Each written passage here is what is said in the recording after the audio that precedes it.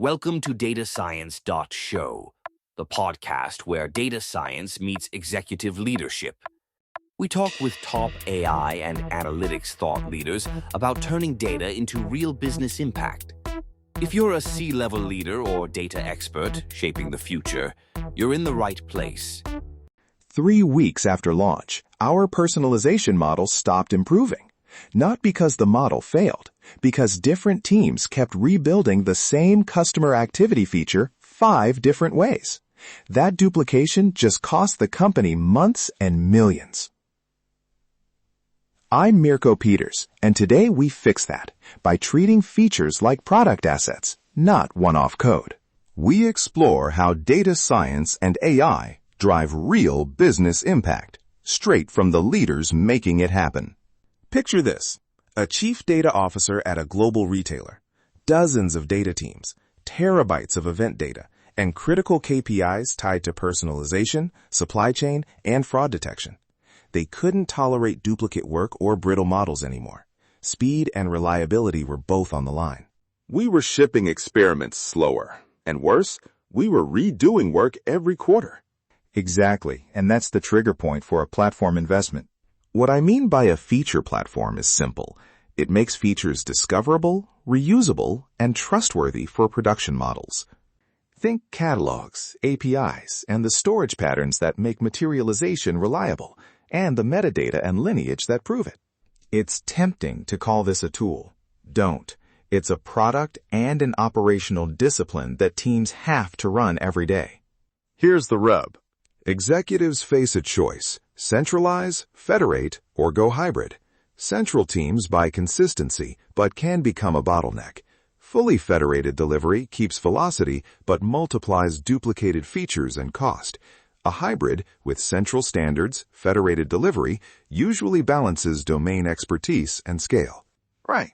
Product thinking matters here. Central teams should own the product surface, the API, catalog, onboarding, SLAs, and cross-cutting tests. Domain teams own feature logic and correctness. Make adoption a first-class metric, not an afterthought.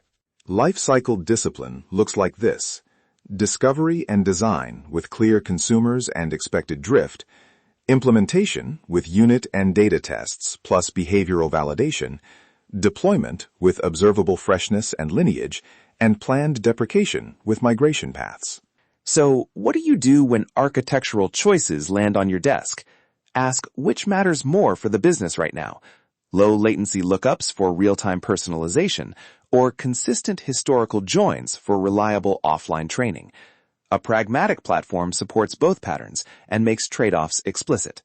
Curious. One common failure is treating a feature store like a product you install once. Observability and governance become afterthoughts. Feature-level lineage, freshness metrics, distribution drift checks, and automated rollback paths must be built in from day one. Here's a short, practical handle on cost allocation. Subsidize fixed platform costs centrally and meter variable usage to teams. Pair that with incentives for reuse. Don't just bill, reward deduplication in planning cycles. For KPIs, keep the set tight. Feature cycle time, reuse rate, model time to production, model performance lift tied to shared features, and cost per feature. Those are the levers that translate platform work into revenue or risk reduction. Aim to reduce cycle time by 50% in year 1.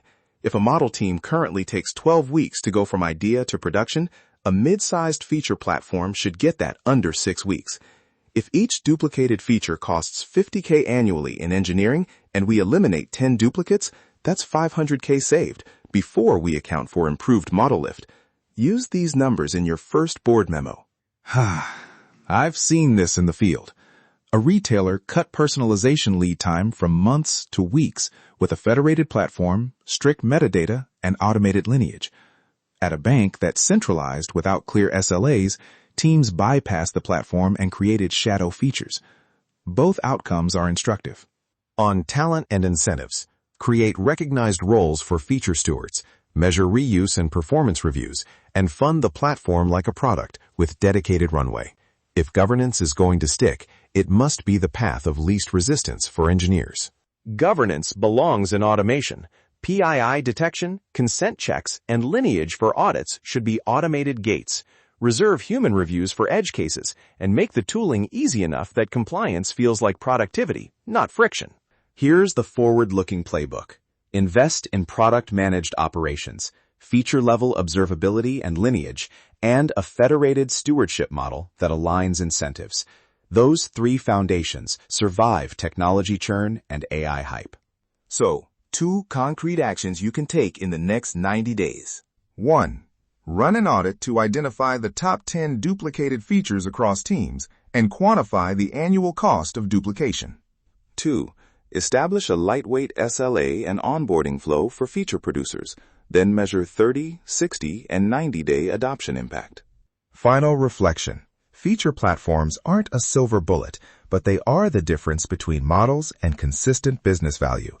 When you treat features as products and align ownership, incentives, and governance, you reduce technical debt and accelerate measurable outcomes. That's the difference between models and value. If you found this episode valuable, subscribe and share it with your network.